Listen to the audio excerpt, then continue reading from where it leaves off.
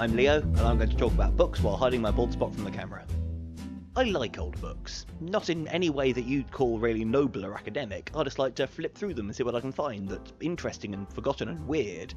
And I'm far from the first person to do this. I've got a whole collection of old books where the authors have made compilations of what they think is interesting, forgotten and weird from even older books. For instance, we have the book we'll be looking at today, Chapbooks of the 18th Century by John Ashton, published 1882, this is a 60s reprint. In it, the author, I suppose, reviews the trashy literature of the previous century. I should start by explaining what a chapbook is. The word chap has the same Old English origins as the word cheap. They get their name from being sold by chapman, a kind of peddler, a seller of cheap goods. They started in the 1600s, when the printing press became readily available, so the public started to grow more literate. With a literate public, there suddenly started being a market for pop culture. So these things are full of everything you'd expect your oldie-worldy peasant would have an interest in. They're full of executions and grisly murders, and rude songs, and terrible jokes, and celebrity gossip. Basically everything you'd expect to find in a trash magazine today. They're full of these beautiful old-fashioned woodcut illustrations, sometimes completely unrelated to the text they appear next to. See, the publishers would reuse these expensive images they've had done to make a future flat text look more interesting. People are more likely to buy something that's got pictures. People like having something pretty to look at. That's why I'm doing this as a YouTube series instead of as a podcast.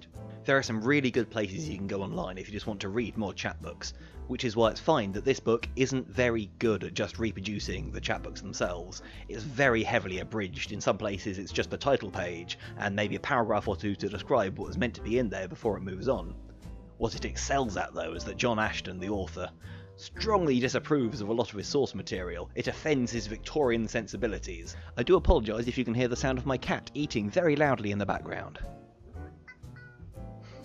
Hello, Hank. In Ashton's introduction, he talks about how the chapbooks bear strange testimony to the ignorance and credulity of their purchasers, and at a later point he talks about how we shouldn't judge the people writing in the past by the same enlightened standards that we do today.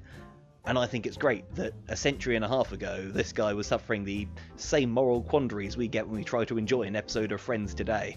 That stuff's aged badly. This isn't just chapbooks of the 18th century, this is a 19th century hot take on the chapbooks of the 18th century. What the book has preserved faithfully are some of those wonderful, lengthy, old-fashioned titles that are like a blurb from before the days of back covers.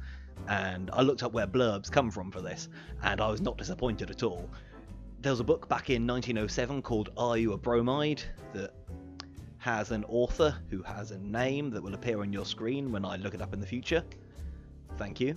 And on the back cover is a picture of Miss Belinda Blurb in the act of blurbing, which the author later describes as the sort of sound a publisher would make. It seems like a great book. It's just laying into people who keep reusing trite old sayings. I'm going to see if I can find a copy, maybe for a future video. Anyway, back to chapbooks. Unfortunately, I couldn't find out much else about the author. I found that this is the first book he had published, congratulations John, and the rest were all in a similar vein, bind-ups of interesting historical material. They seem right up my alley. I'm going to see if I can get my hands on one or two more of them. You can find a copy of this everywhere online that you'd normally find public domain books. I'll throw some links in the thing down there for you. I recommend you download the PDF onto your phone and just have a browse when you've got a spare minute or two on the bus or the toilet or what have you. It's thoroughly worth it. Every time I open it up I find something new and exciting. Let's see what we can find today. And here's the book itself. Let's skip past the introduction. I think we've already covered this. And we come to the first of the chapbooks. The history of Joseph and his brethren, with Jacob's journey into Egypt and his death and funeral. This being, of course, a retelling of the Bible story, the one also shown in Joseph and his amazing Technicolor Dreamcoat of Lloyd Webber, let's say, fame. Now, the eagle-eyed reader will spot three things. First of all, that the name Wink into Word is absolutely brilliant.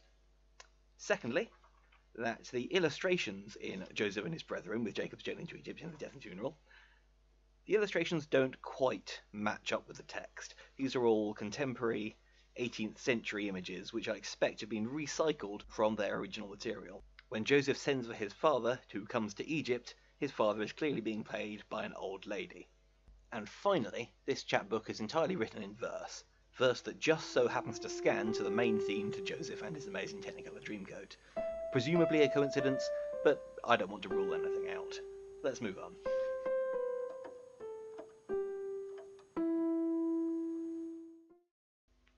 We're now past the biblical retellings and into the much more interesting subject matter, stories about the devil. In this one, a terrible and seasonable warning to young men, one Abraham Joyner, a young man of about 17 or 18 years of age, spends all of his money on a lewd woman until he says he must go to the devil for more. He goes to the Cock and Lion on King Street. I'm not sure if they paid for that product placement, where the devil appears to him and gives him a pistol, saying he should never want for money again. His brother notices he's taken a peculiar turn after this, and convinces him to throw the money away, and they pray until he's better. It's not made clear if he gets rid of the pistol, though. The Witch of the Woodlands, or the Cobbler's New Translation, here is Robin the Cobbler, for his former evil deeds, is punished as bad as Faustus with his devils. This is one that Ashton has deemed too lewd for general circulation. It begins, "Here the old witches dance, and then agree how to fit Robin for his lechery. First he is made a fox and hunted on, till he becomes a horse, an owl, a swan. At length their spells of witchcraft they withdrew, but Robin still more hardships must go through, for ere he is transformed into a man, they make him kiss their bums, and glad he can." Ashton interjects, "This is the argument of the story, which is too broad in its humour to be reprinted, but the following two illustrations show the popular idea of his satanic majesty and his dealings with witches."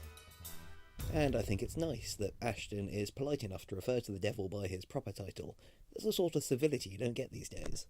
The history of John Faustus, which is introduced, there is very little similarity between this history and Goethe's beautiful drama. This is essentially vulgar, and perfectly fitted for the popular taste it catered for. But we, who are familiar with Goethe's masterpiece, can hardly read it without a shudder. Skipping past all of this text, because, well, it's not as easy to dip into. Have a good read if this is your thing. Here we are. "A timely warning to rash and disobedient children, being a strange and wonderful relation of a young gentleman in the parish of Stepney in the suburbs of London that sold himself to the devil for 12 years to have the power of being revenged on his father and mother, and how his time being expired, he lay in a sad and deplorable condition, to the amazement of all spectators." Pleasant little cartoon. "The Guildford Ghost, being an account of the strange and amazing apparition or ghost of Mr. Christius Slaughterford, with the manner of his wonderful appearance to Joseph Lee, his man, and one Roger Waller at Guildford in Surrey, on Sunday and Monday, last night, in a sad and astonishing manner, in several dreadful and frightening shapes, with a rope about his neck, a flaming torch in one hand, and a club in the other, crying 'Vengeance, vengeance!' with other amazing particulars." Favourite of mine, Dreams and Moles, with their interpretation and signification, made far more manifest and plain than any published, to the very meanest capacities, by the most ancient as well as the most modern rules of philosophy, to which is prefixed a collection of choice and valuable recipes concerning love and marriage. And we have a guide, too, where moles appear and what their meanings might be. "It is a most certain truth that if the second toe, near the great toe, be as long as the great toe, the person will be very rich and happy." The History of Mother Bunch of the West, containing many rarities out of her golden closet of curiosities, which John Ashton quite unfairly describes as not particularly interesting. This is probably the only one in the book whose target audience is young unmarried girls. Its contents are mostly a series of spells to make you dream of your future husband, such as: take a St. Thomas's onion, pare it, and lay it on a clean handkerchief under your pillow. Put on a clean smock, and as you lie down, lay your arms abroad, and say these words: Good St. Thomas, do me right, and bring my love to me this night, that I may view him in the face, and in my arms may him embrace. Then, lying on thy back, with thy arms abroad, go to sleep as soon as you can, and in your first sleep you will dream of him who is to be your husband, and he will come and offer to kiss you. Do not hinder him, but catch him in thy arms, and strive to hold him, for that is he." The mention of "in your first sleep" is a reference to the fact that before the Industrial Revolution ruined everything, people used to sleep in 2 phases throughout the night. Pleasingly, this is a chapbook about a witch-like wise woman who doesn't come to some kind of Christian justice. Instead, she just happens to pass away, and her funeral is stated as a sad fact. Nixon's Cheshire Prophecy, at large. Nixon unfolds the dark decrees of fate, foretells our second George shall make him great, that Gallia's politics are all a trance, for Brunswick's arms shall conquer wily France. Judging from Mother Shipton and this portrait of Nixon, our native prophets are not remarkable for their good looks.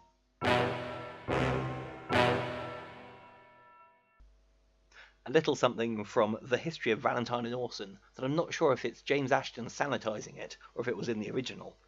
But there's a passage of text which reads, "Next morning he beheld the wild man traversing the forest in search of his prey, and at length he came to the tree where Valentine's horse stood, from whom he pulled many hairs. My instincts tell me that this picture wasn't originally meant to be just a man pulling hairs from a horse." That'll do for now. I'll pick up in episode 2, where there'll be a lot more reading and a few more pictures.